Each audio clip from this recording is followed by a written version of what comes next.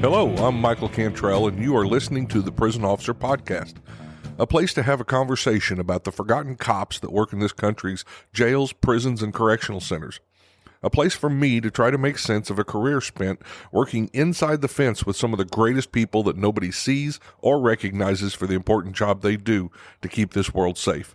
If you love this podcast, hit the follow button, or better yet, share with your family, friends, or coworkers. Welcome back to the Prison Officer Podcast. Today I'm going to sit and talk about a couple of books, leadership books.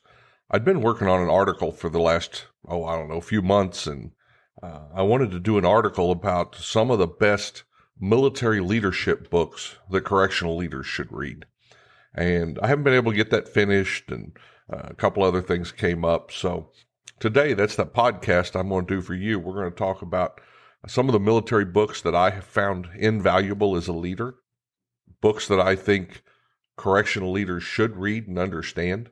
And a lot of that is, in my mind, the reason for that is a lot of our prisons have a military mindset. Not only do we have a lot of vets that work in there, but it's set up with a chain of command. It's set up as, a small unit like the military is, whether it's your CERT team or whether it's your agency or whether it's just your institution. The chain of command works the same. A lot of what we do falls along the same lines as how the military is set up.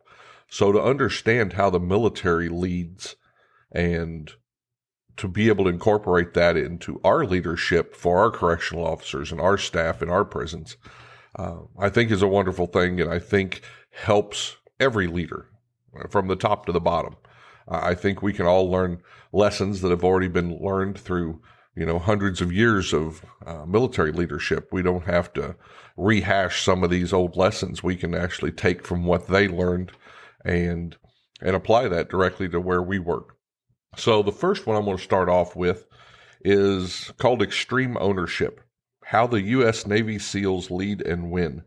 It's by Jocko, Willink, and Leif, Babin. This book has probably been given to me more during my career, the last 10 years of my career. It's passed down from this leader to that leader, and they pass it to you and say, hey, you need to read this. This is a great book.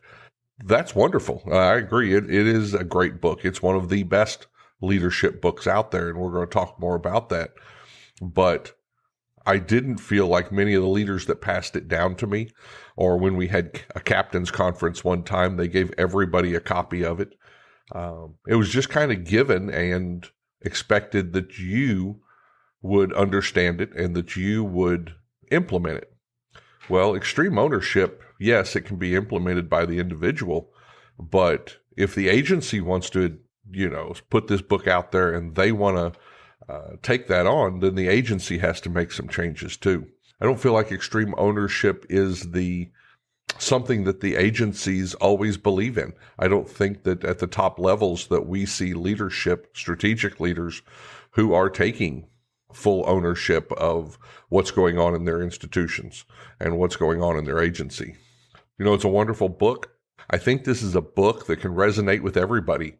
I think there's room for extreme ownership, whether you're a leader of an agency or a warden of an institution.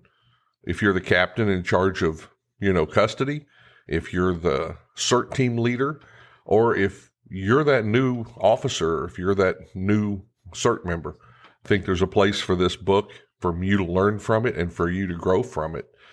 There's a lot of lessons in here. It has changed a lot in the way I looked at leadership.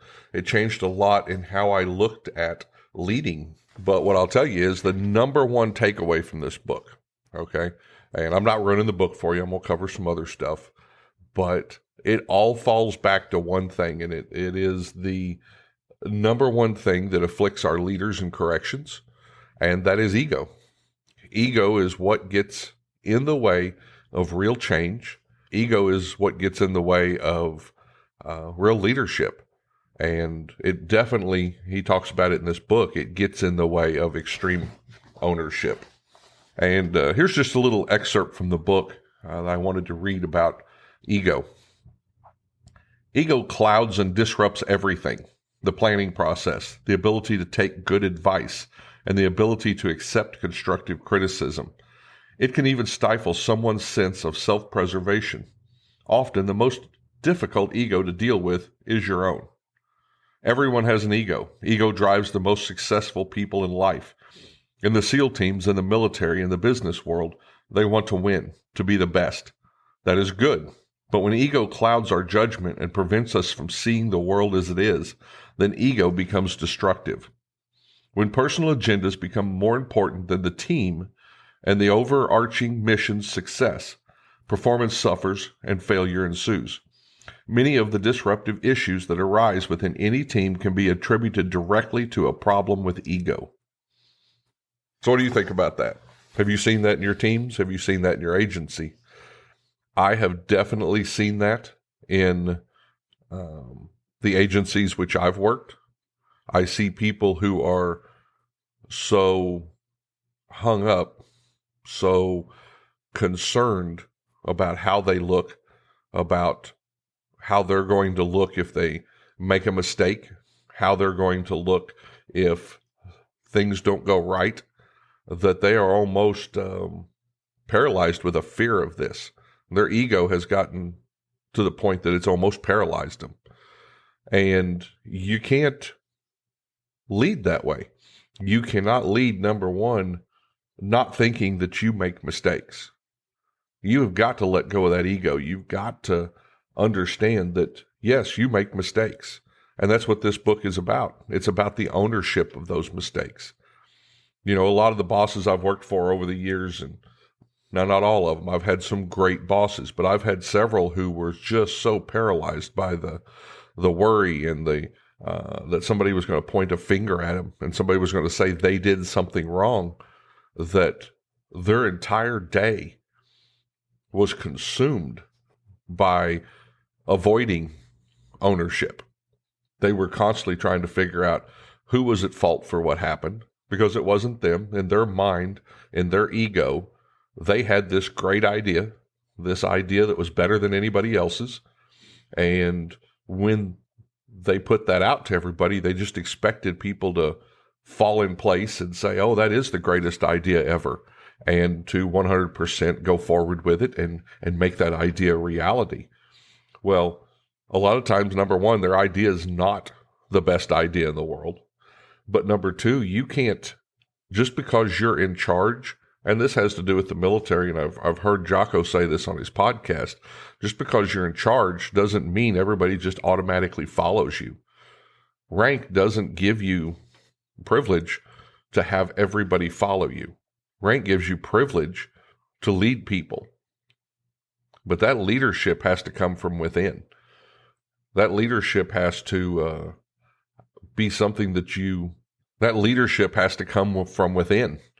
That leadership has to be something that you believe in, that you believe that you can make a change, that you can accomplish a goal, that you can lead those people to get those things done. And I don't remember who the quote is, and I use this quote a lot, but it was one of the first leadership quotes that really stuck with me and helped me understand what leadership was.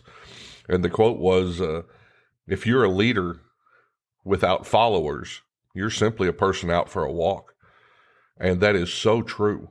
You can have these great ideas. You can think that you know everything and that your idea should just be grabbed onto by people. But it's not true. You have to lead them. You have to help them believe. You have to have a vision that people are able to believe in. And then you have to get them on board to understand how to implement that vision, how to take, that vision to the next level. And without that, then you're just out for a walk by yourself, and there's people working around you. You're not a leader. So what causes you to think that? It's your ego. It's absolutely your ego. And we've got to get around that. And that's all of us. And the only way to get around your ego is to learn how to look inside, to learn how to understand who you are, what your fears are, what your motivations are. That's how you check this ego. That's how you get this ego brought into where you can move it out of the way so that progress can happen. Ego absolutely If you've got a path to success, ego is a boulder lying in that path. If you're so hung up that you can't see around your ego, you're not going to get past it. And that's what they're talking about here. And let me go just a little bit farther here. Implementing extreme ownership requires checking your ego and operating with a high degree of humility. Admitting mistakes, taking ownership, and developing a plan to overcome challenges are integral to any successful team. Admitting mistakes. How many of you have a leader who admits to mistakes? Have you ever had that staff recall where they stand up front and they say, this isn't working the way we planned and this is my fault? That's pretty rare, isn't it? They think that they're going to motivate their way around the fact that this plan has failed. So usually they're standing up there trying to get you motivated to work harder and go forward. And that's not the problem. Admitting mistakes, taking ownership. So when something bad happens and you're the leader, the thing I hear a lot of was, well, it's not my fault. I did my part. And that thinking is what keeps you. That's your ego talking. If you think that it's not your fault, that it's somebody else's fault, and you're the leader, you're failing. It is your fault. Something that you did, either you put the wrong people in the wrong place, you didn't give the training that was needed, you didn't make sure that they had everything that they needed. And that's the things Jocko and Leif talk about in this book. Do they have the training? Do they have the resources? Do they have a clear understanding of the mission? Have you made sure that your staff have all of that?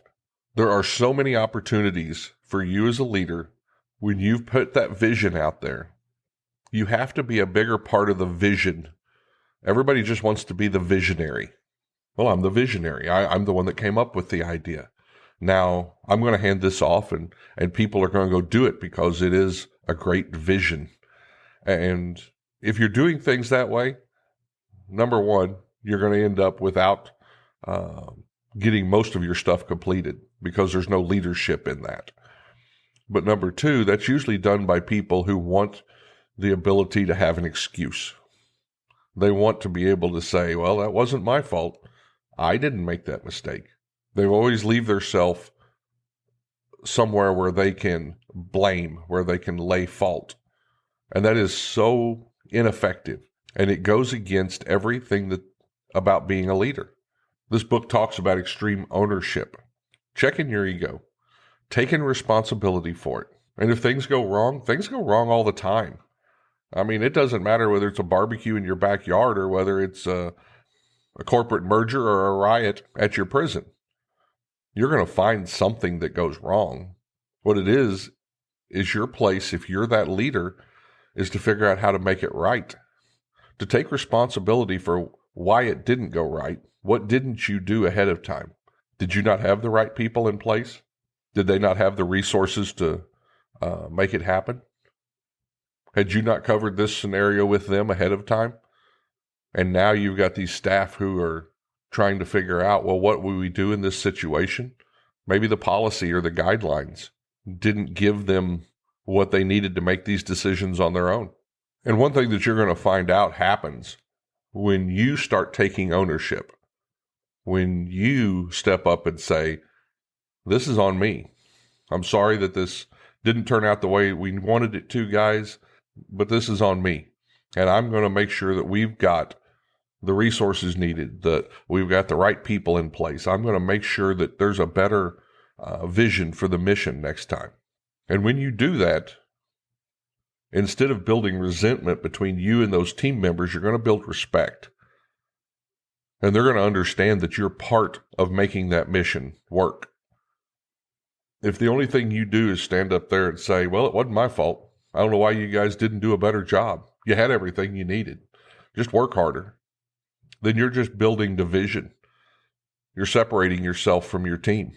Checking the ego and taking extreme ownership will do the most for getting the rest of your staff to start taking extreme ownership.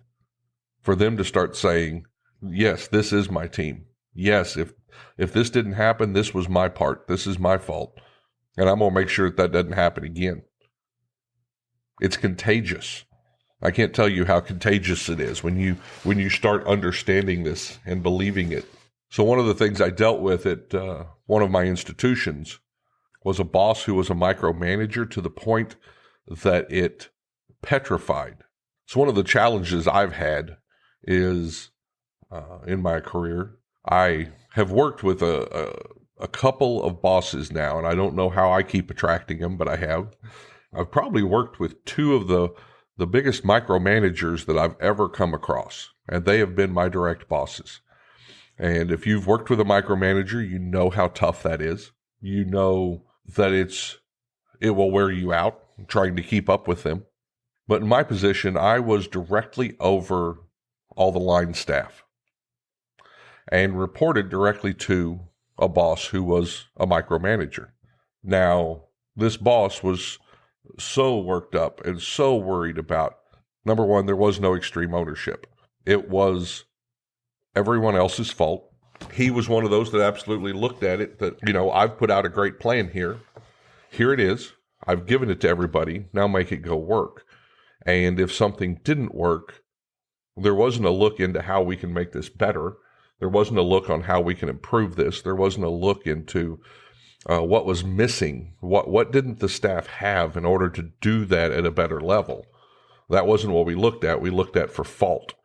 And so constantly everybody from me down was waiting for the time when it was their turn to be at fault. Well, that just truly breeds a poor workplace. And you see everybody and they're frozen by it. They're just, they're wore out because they're working hard and constantly you've got somebody ready just to pin this fault label on you. And what that did was slow people down. And I'll put it right out there. Right now, you've got this defund the police, and I've heard a couple of police officers say, they're being looked at so critically before they ever go out on their shift. Somebody's already pinned this fault tag on them. And so that's slowing down what they're willing to do. I think that has a lot to do with why a lot more police officers are getting shot in this country right now. I think they're taking that extra moment of hesitation, deciding whether or not they're going to get this fault pinned on them. And that's kind of what we were working with at the time. I had staff who just got to the point to where, well, I'm going to stop doing stuff because if I'm not doing anything, they can't pin the fault on me. And this was about the time I got the book Extreme Ownership, and I started reading it. Tons of lessons in here. I can't tell you the number of lessons. So as I started reading Extreme Ownership, I never had a problem with taking the blame, taking the brunt of the situation. When I did something wrong, I admitted to it. I don't think you're going to find anybody who will say that I ever, shirked my duties or shirked my responsibility, and that was the way I looked at it. If I did something and it messed up, I had no problem standing up first and saying, hey, boss, that was me. I did that. But what Extreme Ownership taught me was not only was I responsible for what I was doing, but as a leader, and that's what I didn't know, as a leader, I'm responsible for what's happening above and below me also. So I had to step up. I had to start taking ownership for everything that was going on. And in my opinion, everything that was going on in that institution, which there was nothing bad. Don't get me wrong.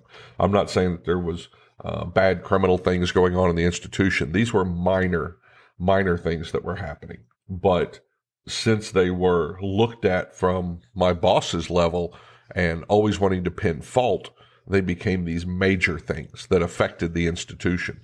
They were more procedural, most of them, on how we did things, not whether or not it got done, but did we do it right? Did we do it the way that he designed it? So I had to start taking some ownership there for what was going on below me.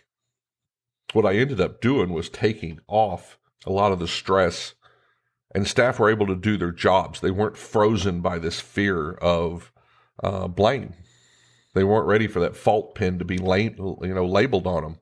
So staff were able to take a step back and go back to doing their jobs because I started absorbing some of this fault that was coming from my boss above. And I didn't mind it. I can handle it. I'm a big boy. But I did start stepping up and saying, yes, sir, that's my fault. I must not have had procedures ready for them. Yes, sir, that's my fault. No, I didn't convey the mission well enough. I didn't give them good enough instructions. So that was my fault, sir. And then that blame would come to me. I'd get that fault pin tagged on me. And I was able to take that off the staff under me. And this wasn't something I did, out in front of everybody. It was just something that came along. I started doing that, started taking that fault, taking it away from the staff below me. That doesn't mean I didn't hold people accountable. It doesn't mean that I didn't change procedures. Of course, I did all that. And there are people who were held accountable for doing the wrong thing. But it wasn't me just running around pinning fault on people. It was, are you doing your job? And that's a different story. Doing your job and making mistakes are two different things. If you're in there working your ass off, trying to be the best you can be, you're going to make mistakes. People make mistakes. I make mistakes. You make mistakes. Our bosses make mistakes. So understanding that sometimes it was mistakes, but that's a totally different process than discipline or people not doing their job. So those mistakes we'd deal with, I'd bring people in. We'd say, hey, what can we do? How can we fix this? How can we make sure this doesn't happen again? So the improvement that happened in my staff below me was tremendous. They were able to go back to doing their jobs. They weren't paralyzed by that fear. And during this time, as I mentioned a while ago, it is a leader's job to lead down to their subordinates. And it is also a leader's job to lead above them to their supervisors. And absolutely, that's one of the tougher ones. Trying to lead upwards, trying to help that supervisor understand that it wasn't always about placing fault, that it was about the mission and how we can get to the mission and what we need to do as supervisors in order to make that mission happen. It wasn't enough to sit there and, with your little staff and stomp your foot and say, I decree this is how we're going to do it. That's not leadership. So I had to start leading upwards. The other thing I dealt with at that time was, well, let me go to the book here for a second. Here's another part in the book, Extreme Ownership. In order to convince and inspire others to follow and accomplish a mission, a leader must be a true believer in the mission. Even when others doubt and question the amount of risk, asking, is it worth it? The leader must believe in the greater cause. If a leader does not believe, he or she will not take the risk required to overcome the inevitable changes that are necessary to win. And they will not be able to convince others, especially the frontline troops who must execute the mission, to do so. So this put me at another place in my career where I could have either went left or right. The mission, of course, was greater. It was the agency's mission, not the institution's mission, but it was the agency's mission. And a lot of what was going on at the institution level was stuff that the agency had not prepared for. The agency had not taken the time to understand what was going on. And a lot of this was staffing. A lot of this was time constraints that we were being held to. And the agency just had this overall, this is going to get done, without ever taking a look at how it's going to get done, or if it could be done, some of it.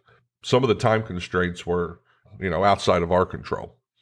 But so, of course, every month, we'll have these little meetings and we'll bring the staff in and the leadership will talk to them and they'll say, hey, rah, rah, rah, shish, boom, bah, things are going great. You guys are moving forward.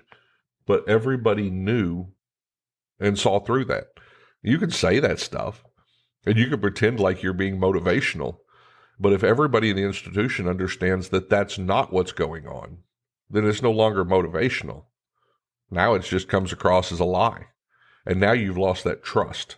I had the same concerns. Okay. It was a mission that in many ways was impossible. It was a mission that wasn't getting the support from the agency. It was a mission that, and I'll say this, it was a mission that was almost, by some in the agency, I believe, were trying to defeat the mission. So we were going against that. We had people who were actively working against giving us the resources, giving us the staff, giving us the time, and giving us the leadership in order to accomplish this mission. So I had to reach down inside myself, and I had to say, do you believe in this mission? Because my job as that supervisor over those line staff is to convey the truth to them, is to let them know I'm not willing to sacrifice my integrity. And if you've listened to anything I've said on this podcast, you know that the number one thing you have walking inside a prison is integrity. And it's the number one thing you can't lose. So as a supervisor, I was not willing to lose my integrity because the agency wouldn't admit that they weren't supporting us. So I had to find a way in my mind and in the minds of my followers to justify this mission. So the agency had big parts of this mission.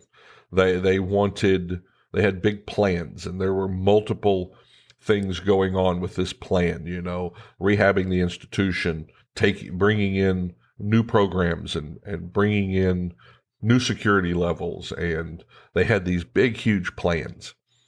And I had to bring this plan down to the line staff. So I went back to the same plans that we all use in corrections. What's our main goal in corrections? It's safety and security, and to make sure everyone gets home at night in one piece. That's the overall plan for all of us across the country, across the world, is to get those things done. The safety and security of the public, and to make sure all our staff make it home that night in one piece, the same way they came into work. So that became the mission, and that was what I began selling. And I say selling, motivating my staff with. There was a few things that those staff needed, especially working under supervisors who were trying to constantly pin fault. And what my staff needed was someone to support them. And they needed to feel safe. They needed to feel like somebody up there believed in them, that somebody cared about their safety, that somebody cared about, their overall well-being. People don't go to work because in prison, especially because they enjoy prison work. You're going to find that, 95% of the people you talk to in prison, that work in prison, are there because of what goes on outside the fence. That's one of the ways that we cope with working in a prison, is taking care of the things that go on outside the fence. Our family, putting your kids through college, being able to afford a dental insurance because you got one coming up that needs braces, being able to have maybe a vacation, once or twice a year, being able to have something to open under the Christmas tree. These are the motivators in my feeling, for most of the staff who work in prisons. Not everybody goes there because they think that they're going to, affect change within the system or with those inmates. Those staff that I had needed someone who believed in them and why they were there, and knew that someone cared about their family, what happened outside the fence, and them, and what happened inside the fence. So that was the role I took. Doesn't mean I didn't quit being a supervisor. There were still many times when I had to make hard decisions. There were times when I had to discipline. There were times when I had to not be a friend, but I don't think anybody ever thought that I didn't care about what was going on with them or what was going on in their job. I didn't know at the time how this was being received. At the time, I didn't know. I wasn't completely sure of how the staff around me saw that, because the staff below me didn't know a lot of what I was taking the brunt of. I was getting ass chewings at 3 o'clock in the morning. on a regular basis. And that's fine. That was what my job was. If I could take those ass chewings, I was able to take that, pin the fault on me. I was able to take that. And then I would go back to work and bring in the people involved and repackage this into a learning experience. I had no problem taking the blame for it.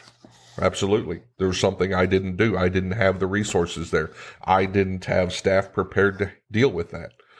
Doesn't mean that I just took the hit and then walked on. But when those assignments of fault came through, I would repackage that, and then we'd turn that into training. And then we would sit down, and hopefully that wouldn't happen again that way. Of course, when you have someone who's always looking to pin fault, that's a hard thing to stay ahead of. But I wasn't aware of what staff knew about what was going on.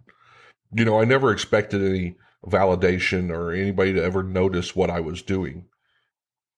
But when I got a promotion and it was time for me to leave that institution, I was blown away by the fact that even in front of the other staff, there were several other staff who stood up and said, "You don't understand what this guy's been doing for you. You don't know that he's been taking the brunt of this for so long." That wasn't something I wanted put out there, but I do, as I think anybody would, I did feel a little validation for it, for all the bullshit that I had walked through and waded through and taken on in order to keep my staff from just being paralyzed by fear of this, fault that was being tagged on them. So there was some validation to that as I walked out the door, and a lot of the staff showed me that they had noticed what was going on and that I had stood up for the staff under my command. So that was a good feeling. That was a very good feeling. And this was the book that allowed me to do and to handle a lot of that. Extreme ownership had taught me that I needed to move my ego out of the way. It taught me that I was working for a greater good, and that is the staff below me. And it also taught me how to lead upwards in many ways, how to set the example even when the example's not being set. And that's a tough thing to do. The easy thing to do is to play follow the leader. And there's a lot of that out there, and you guys know that. You see it probably once a week when they do the tour of the SEG unit, or, the brass come down from central office, wherever you're at, and you'll see this follow the leader mentality. And that's not what leadership is. Leadership is not following someone else blindly. Leadership is doing the right thing. Leadership is getting your ego out of the way. Leadership is extreme ownership. I think I'm going to hold off on a couple of these other books, and I will bring them up in a future podcast. But I think if there's one book for you to start with, whether you're a agency director, whether you're a warden, whether you're a captain, whether you're a team leader, or whether you're an officer working a housing unit, Extreme Ownership, How the U.S. Navy SEALs Lead and Win by Jocko Willink and Leif Babin. You can find it about anywhere now. And I will give you my number one leadership tip. Okay, you guys ready for this? So when I decided I was going to take a leadership journey and I started reading leadership books, which I didn't do until about midway through my career. I didn't realize that I needed it. But leadership books can inspire you. They can give you motivation that you can't get from other people. And of course, the lessons learned, leadership books just save you a lot of time. You don't have to go through everything to learn it. A lot of it you can learn from people who have already been there. Like these two Navy SEALs, they've been there. They were leading people in combat. So why should you have to go through the learning process when you can pick up the tips and tricks from these guys? So my number one leadership tip is, in your town somewhere, you probably have a Goodwill or a Salvation Army. Go to the back. There is a big section of books back there. You don't have to buy $19 books all the time. If you'll walk through the book section of your local whatever you call it, flea market, Goodwill, whatever. Leadership books tend to be something that people read and then they toss out and they move on. So I pick up a lot of leadership books for $1 at the Goodwill. So there's my little leadership tip to you. If you're starting on your leadership journey and you want to start grabbing some great books, but you don't have a lot of money to spend, go check out the books in the back of the Salvation Army or the Goodwill, and you're going to find a lot of leadership books back there. Now, if you can't find some of these books, some of them are worth buying, absolutely. So get out there and get on Amazon. Go buy Extreme Ownership, How the U.S. Navy SEALs Lead and Win. That's it for this episode. Have a great day. If you enjoy these podcasts, the best way to support the Prisoner Officer Podcast is to share these episodes with your friends or family on social media. Let me invite you to visit www.theprisonofficer.com. If you haven't already, check out the Prison Officer Podcast on Facebook and click that little follow button. Or leave us a message, or better yet, leave us a review. And if you're listening to us on Apple Podcast, Google, or Spotify, please click the subscribe button. Till next time, I'm Mike Cantrell. Watch your back, and please take care of each other out there behind those walls.